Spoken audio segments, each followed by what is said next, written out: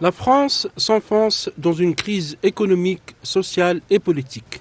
Le budget de 2026 n'a toujours pas été voté par un Parlement divisé. Pour éviter la censure des parlementaires, le Premier ministre Sébastien Lecornu envisage de recourir à l'article 49.3 ou à l'ordonnance, ce qui lui permettra de faire passer le budget sans l'approbation de l'Assemblée nationale. Il s'offrira alors une bouffée d'oxygène, mais sans se prémunir des attaques des députés qui risquent de le destituer. En attendant, le gouvernement est en mode pause, faute d'affectation budgétaire, alors que le Front social est en agitation. Les agriculteurs qui manifestent dans la rue dénoncent la signature à venir du traité de libre-échange entre l'Union européenne et le Mercosur, le marché commun sud-américain. Ce traité est perçu comme une menace directe pour la survie économique des agriculteurs et des éleveurs français.